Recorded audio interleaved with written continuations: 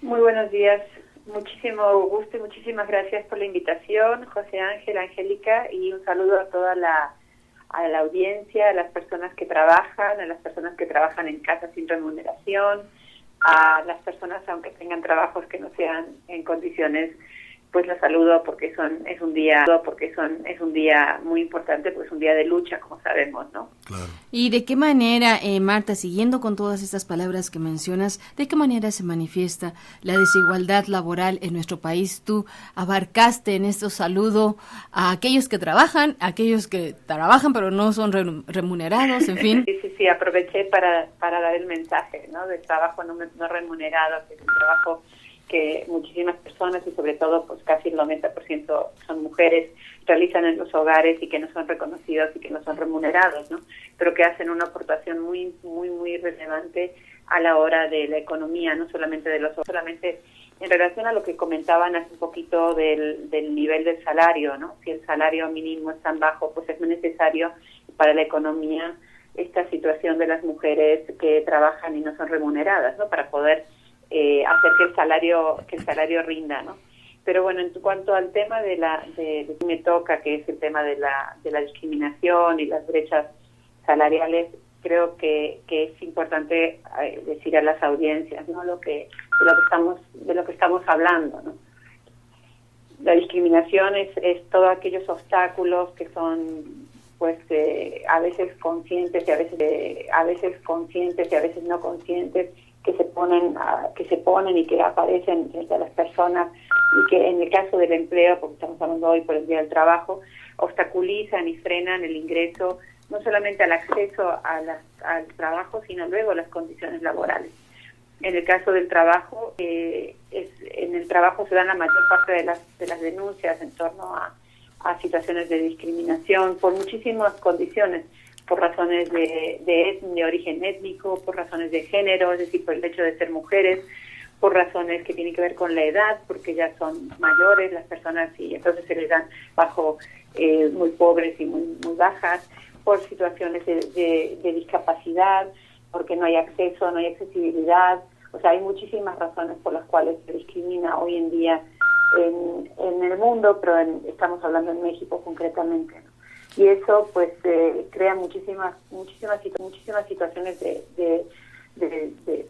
pobreza, de alejamiento de condiciones de seguridad social, como decía su compañero sobre el tema del acceso a un trabajo digno, ¿no?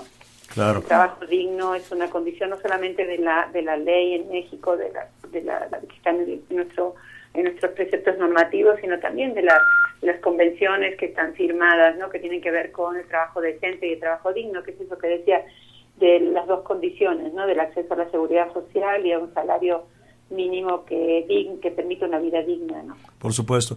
Marta Ferreira, nos has hablado de diferencia, desigualdad salarial entre hombres y mujeres, de grupos vulnerables de la sociedad que no tienen acceso a un trabajo digno, pero ¿cuáles son las políticas que realiza el CONAPRED para intentar reducir esta brecha salarial y laboral en nuestro país? Bueno, la brecha salarial, para que nos entiendan las personas que nos están escuchando, son las diferencias de acceso entre dos grupos que están frente a frente en un nivel de trabajo, es decir, una persona que tiene cierta formación y otra persona que no tiene, qué diferencia de acceso tienen al trabajo, ¿no?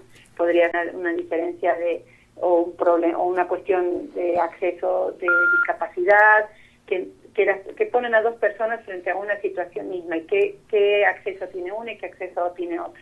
Y la diferencia sería esta brecha, ¿no? Es decir, una persona que no tiene una situación de discapacidad, una condición de discapacidad, y otra persona con una situación de discapacidad que puede ser temporal o crónica, y qué accesos diferentes tienen, ¿no? Las mujeres y los hombres, qué accesos diferenciados tienen al trabajo. Eso se llama, en términos generales, la brecha laboral, ¿no?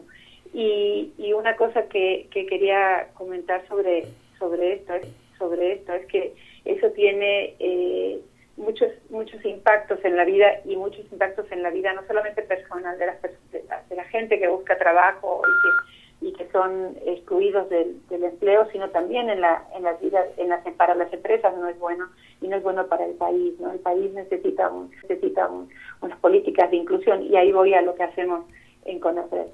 En CONAPRED, por ejemplo, promovemos y estamos impulsando la ratificación del convenio 189 de la Organización Internacional del Trabajo para que las personas trabajadoras del hogar tengan, José Ángel, de un trabajo digno, con reconocimiento, con acceso a seguridad social, con vacaciones, con derechos en calidad en la misma situación que cualquier otra persona trabajadora. Claro.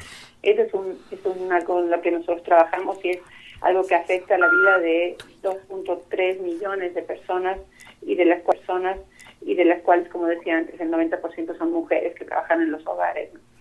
De manera remunerada, pero sin reconocimiento como trabajo digno y como trabajo decente. Luego, lo que hacemos también en CONAPRED, que es muy importante, es el impulso de la norma mexicana en inclusión laboral y no discriminación. Esta es una forma de certificación, es una certificación que permite a las empresas mejorar su calidad de trabajo, su ambiente laboral, y promueve justamente todo esto de lo que estamos hablando, la no discriminación, de políticas igualitarias, el trabajo flexible, ¿no? Porque eso es un tema también de la vida cotidiana de las personas, ¿no? Hoy en día estaba leyendo que el 82% de las empresas en México son lugares, es una investigación de la UNAM, que provocan estrés laboral, el 85% de las empresas. Es decir, que trabajan, que hay una política general en México de una idea, una cultura, ¿no? De que las personas tienen que estar muchas horas en el trabajo. Y esto provoca muchísimo estrés en relación a la vida personal. Claro. Muy bien, Marta. Entonces, Sí, no, te escuchamos, sí, concluye esta idea. Uh-huh. Claro, que es este tema creo que tenemos que abrir un debate a nivel nacional sobre qué significa el trabajo hoy en día. Las normas y las estructuras, la cultura laboral tiene 150 años, ¿no? Y estaba creada para una persona, un ciudadano que fundamentalmente era hombre. Y yo creo que hoy en día las mujeres ya estamos suficientemente incorporadas a la vida laboral y a la vida de estudio también, a la vida pública, lo que se llama la vida pública, como para que empecemos a pensar también en otras formas de vida, y si no, de otras formas de vida laboral, ¿no? Y no creo equivocarme tampoco si pienso que las nuevas generaciones también vienen con una idea del trabajo diferente, que no tiene que ver con pasar tantas horas, que pueden llegar a ser 50, 60 horas en el trabajo, ¿no?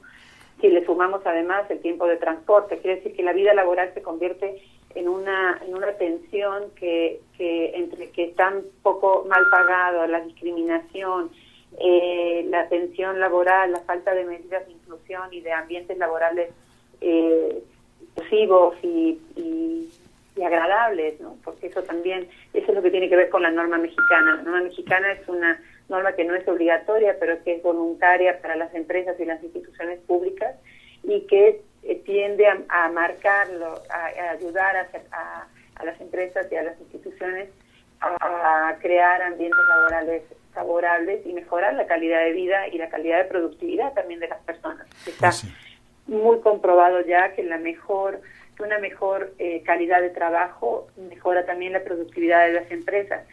Y si pensamos en la discriminación y en la cantidad de las instituciones y de las empresas y de los trabajos por razón de discriminación, pues tenemos un panorama de México de una gran exclusión de talento, ¿no? Muy bien. Y Mujeres ha hecho un cálculo de que si las mujeres participaran en el mercado laboral de la misma manera que los hombres, la economía mexicana generaría adicionales 240,000 millones de pesos al año. Un gran trabajo. Es una pérdida económica importantísima para el país, que repercute decimos nosotros que que la inclusión nos hace crecer como país. Muy bien, pues te agradecemos mucho, Marta Ferreira, por estas palabras. Definitivamente hay muchísimo que reflexionar, muchísimo que trabajar en torno a lo salarial y lo laboral en nuestro país. Muchas gracias por tu tiempo. Muchas gracias a ustedes y un saludo por este día a todas las personas trabajadoras. Muchas gracias. Gracias, buen Marta día. Ferreira, Gracias. directora de Promoción Cultural y No Discriminación del CONAPRED.